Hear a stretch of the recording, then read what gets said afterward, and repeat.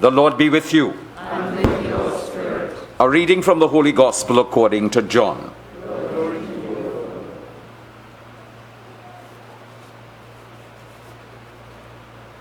Jesus went to the Mount of Olives.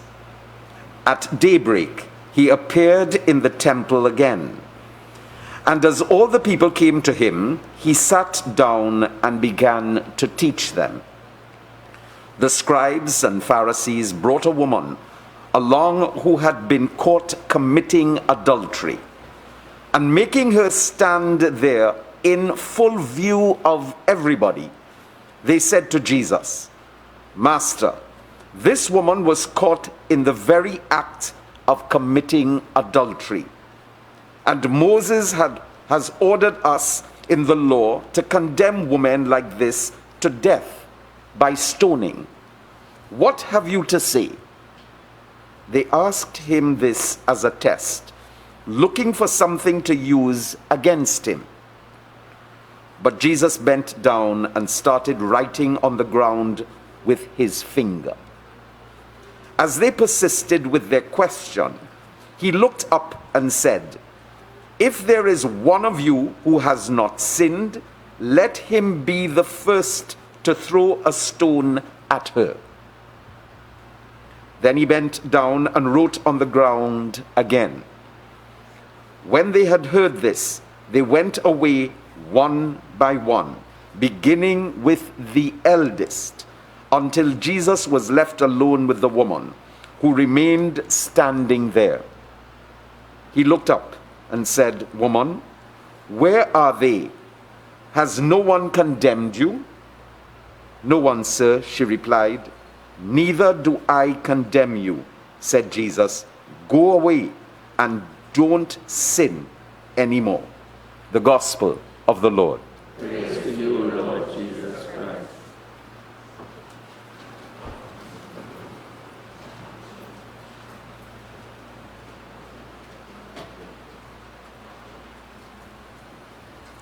Our readings today on this fifth Sunday in Lent open a whole new path for us and help us to see the movement in salvation history.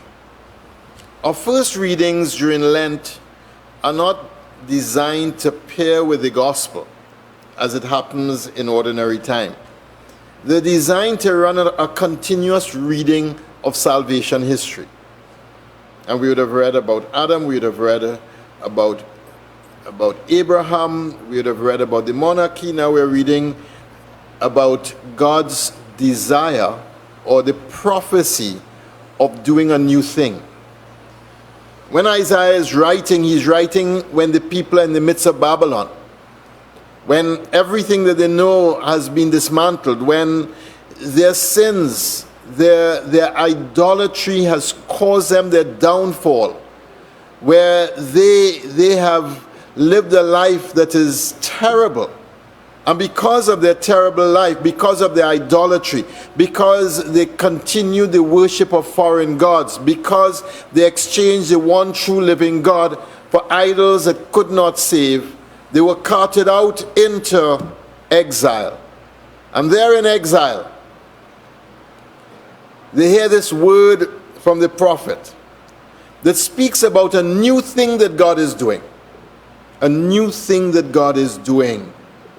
So he talks about the great armies and the chariots and the horses that are no more because of what happened in the Red Sea with the Egyptians following the Israelite people, which lay there never to rise again, snuffed out, put out like a wick, reminding Israel that it is Yahweh alone who brought salvation to them. And then he says, no need to recall the past. No need to think about what was done before. For see, I am doing a new deed. Even now it comes to light. Can you not see it? Can you not see it? Yes, I am making a road in the wilderness, paths in the wilds. And here the promise of salvation is given to a people who have been idolatrous, who have been unfaithful, who have sinned in every despicable way against God. And here, not only is a path of salvation being charted out, but the Lord is saying to them, it's a new thing that God is doing. No need to think about the past anymore. I want you to think about that for a moment. How much time do we think we spend thinking about the foolishness of? How much time? Come on now. How much? Huh? How much time we spend? And if we're not thinking about the foolishness of what passed, we worrying about what coming. And how the foolishness of what passed go make us be in trouble in what is coming. And what he's saying is no need to think about the past anymore. I'm wiping it out. I'm wiping it out. Many people believe that mercy is for the New Testament and justice is for the Old, and that's not true. That's why I wanted to start with this text today. For you to see that here in the heart of the Old Testament, God is already speaking about mercy. Remember, for the prophets, idolatry is seen as adultery. Hosea, speaking to the people who are into idolatry, talks to them about being unfaithful to their husband Yahweh, and says to them that they who have known the one true God have been unfaithful to this one true God, playing the harlot with all these gods who cannot save them. And so I wanted to hear the gospel reading from a different perspective. Not this single woman who is standing there with being accused alone, but that single woman representing the whole of Israel. In fact, representing the whole of humanity. Adulteress. Adultery was a capital crime in Israel. According to Deuteronomy chapter 22 to 24, anyone caught in adultery had to be stoned to death. It was a crime, it was a punishment. If you were caught in adultery, you had to be stoned to death. Why? Because adultery gets at the family and mashes it up at the very core and soul of the family. It undermines, it eats away at the very fabric of the family. And so to protect the family, the law was created, and the law was anyone caught in adultery had to be stoned to death. Boy, I tell you. If you see that law was applied today, you know, I thank God did a new thing. Let me just leave it so. Let's just leave it that thank God he did a new thing. Because if he didn't do a new thing, I telling you all, I don't know what we would have left to go in. But anyhow, we have the text here, and Jesus is in the temple. The law is that if anyone was caught in adultery, you bring them to the temple to be tried. You needed 2 adult witnesses, and based on the 2 adult witnesses, they would be stoned to death. But the law also went on to say that if the witnesses perjure themselves, they will be stoned to death. So in other words, you ain't putting yourself up as a witness unless you're sure about what you've seen. We saw that in Daniel with Susanna, where the 2 wicked men put themselves up as witnesses to have Susanna killed. They were found out, the trap sprung on their own head, and they were stoned to death because they were giving false witness in a capital trial. And so the penalty came back on their own head. So they're there in the temple, and the Pharisees and the scribes bring this woman along to Jesus. We hear that the woman who had been caught committing adultery, And they make us stand in full view of everyone. I want you to hear the levels of shame. I want you to hear the levels of shame. Now, guilt is the fact that I have done something wrong. Shame is I am wrong. My whole being, everything in me is terrible, is despicable, it is wrong. Guilt is productive because it helps us to repent. Shame actually locks us into whatever vice that we are immersed in. I want you to hear the shame. And they said, Master, this woman was caught in the very act of committing adultery. Papa, you're feeling the shame yet? Now, if you were caught in the very act of committing adultery, how was the woman clad? She was not dressed up for her Pinterest picture. She certainly was not. So she's there in the middle of everybody, accused of being caught in the very act of committing adultery. They go on to say, and Moses has ordered us in the law to condemn women like this to death by stoning. So far, so good, you know.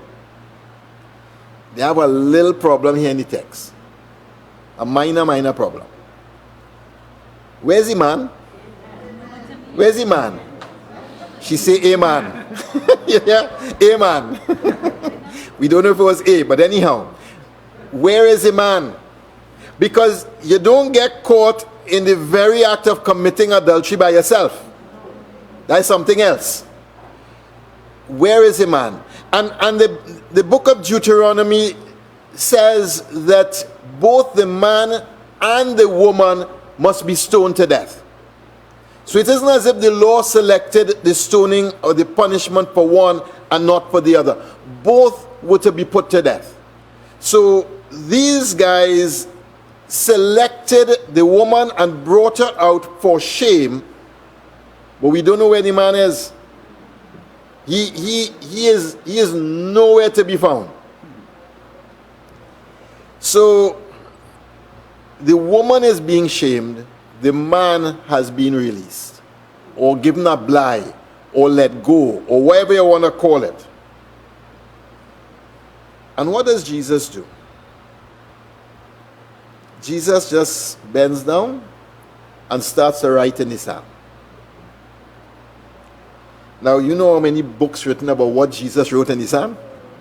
If the church got $1 for every word written for what Jesus wrote in his hand, we good to, for the next couple hundred years, to go easy.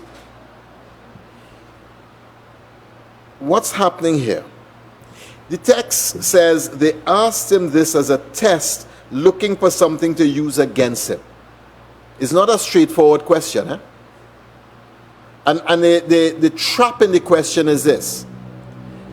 If Jesus says, well, you know what the prophet Moses says, you know what the prophet says, so you have to stone her to death, then people will say two things.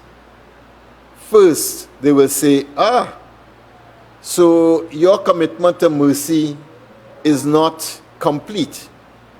You're not really talking about mercy. You're really a man of justice. Because up till now, Jesus has been talking about mercy. And the second is that if he says that, the Romans did not allow the Jews to put anybody to death. We know that from the trial of Jesus. And therefore, he would be breaking the Roman law. If on the other hand, he says, well, you know, oh gosh, give the woman a chance now, he will be breaking the Jewish law. So no answer that he gives really would be a great answer in this test. But one thing we learn is that anytime you try to spring a trap on Jesus, watch out for yourself. Because he springs back the trap right back at you. He bends and he writes in the sand. And they persist in their questions. He looks up and said to them, if there is one of you who has not sinned, let them be the first to throw a stone at her. Now that is a really clever answer, because it presumes that we are above the law or we are above sin, and therefore we can execute the person. So Jesus put it back onto them. If you are without guilt, you throw this first stone. And you know, that is such a wise and prudent thing in so many situations. How often we have publicly or privately spoken ill of people when we ourselves are guilty of worse than what we're speaking about. Not hearing you all. Not hearing you all. How easily we throw stones verbally at other people when we are guilty of the same or worse crimes than what we are throwing stones at. How often we do that? So we should be very slow to condemn, is what Jesus is saying here. But then he bends down again and he writes again in the ground. And this time when he writes, they start leaving, beginning with the elders. Well, what the old people knew, boy? Huh? What did he write? What did the old people know? So there are several theories around what happens here.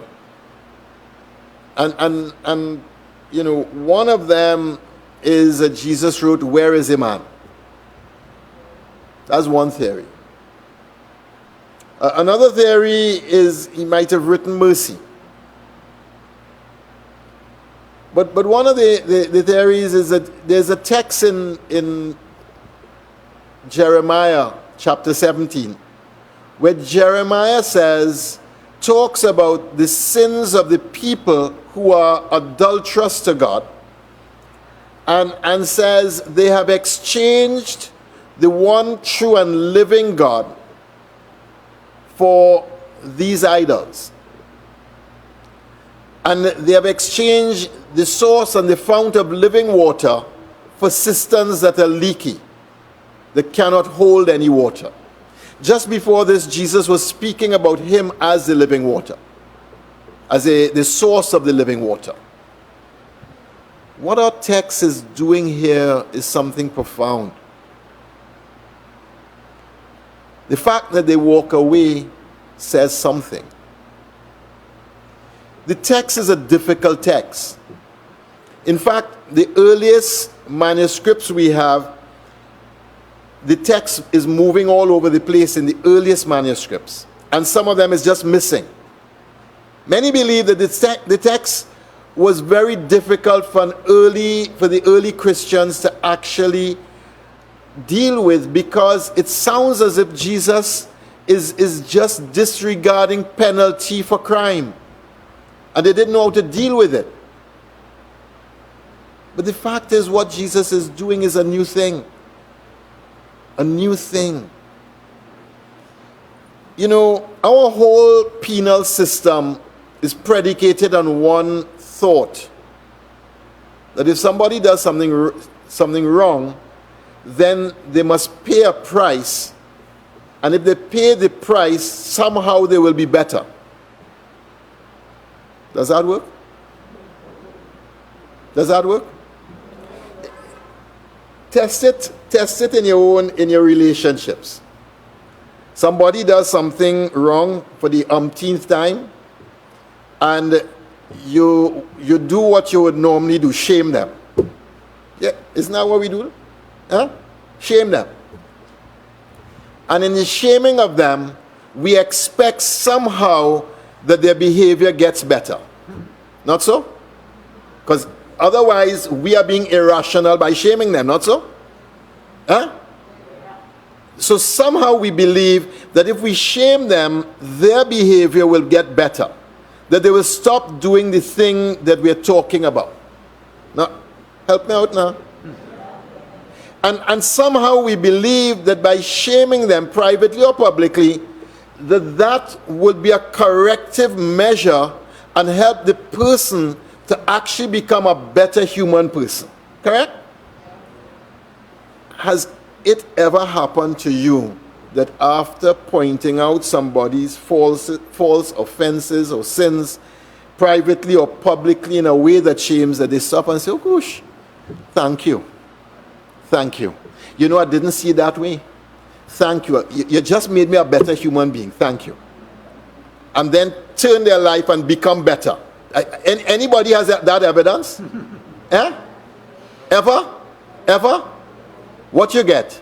Defense, stuck, and deep into the same problem. The truth happens to be that it is through love and mercy that people grow to become better human beings. That is the truth. That when people experience in their shame unconditional love, the shame is taken away and they somehow find what is required to become a better human being. Have you seen that? And so the question the text is posing at us is a very difficult question that gets right at the very heart of the family as domestic church. Are we employing a penal system inside of our families? Or are we employing the merciful system inside of our families? What are we employing? And if you take the text now as the act of adultery, what did God do to Israel when Israel was accused of adultery before God?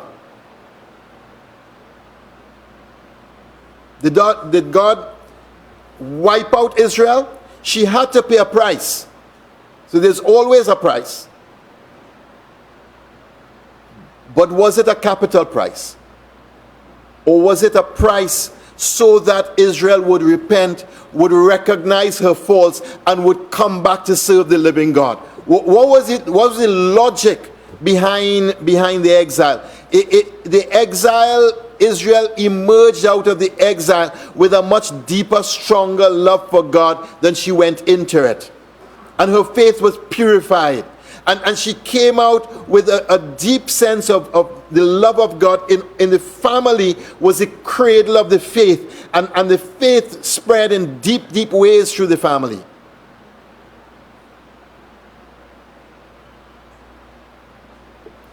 Our text is a difficult text.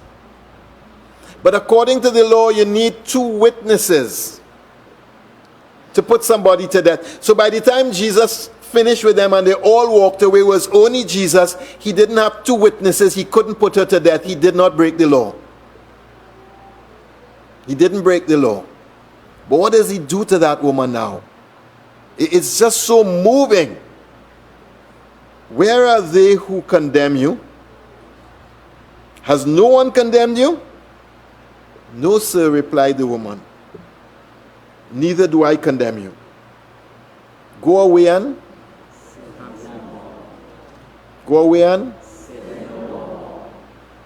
and here is the powerful punch in the text.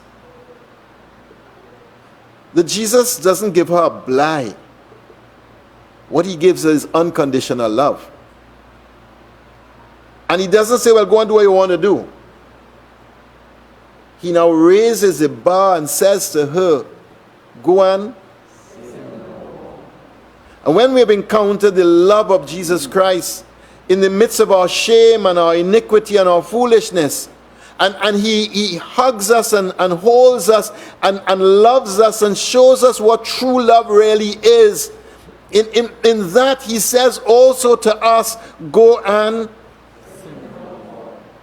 sin no more. Mercy, some people think, is an easy option. Try the mercy option today. Try it. Try the mercy option. And tell me if you really think it's an easy option. Some people look at the mercy option and say, oh, you know, you're getting off light. Try it. You know how many people said today, I prefer you beat me than do all of this foolishness with me, you know. Just give me the licks and let me done with this now. Because the mercy option is a harder option on both sides. And it takes a lot more from both sides. Let us try the mercy option today. where when you want to do the shame, let's just stop and breathe and remember Jesus and do the love. Do the love. Do the love. Look at the person and love them and say, okay, I hear your pain and I see your shame, and okay, I love you. I love you. Could we agree now that this is not the best way for us to do this? Could we agree on that? Let's try that now. Let's try the mercy option. Because it is a new thing that God is doing. It is a new way that God is creating. It is a new sign and the new thing that God is doing in our time. Can you not see it? Can you not see it? Because if we can see it, brothers and sisters, if we can live it, we will see it. And if we practice it, we will see how the mercy option does far better in our relationships than anything that we're doing with the penal option that we've been so tied to for so long. Amen.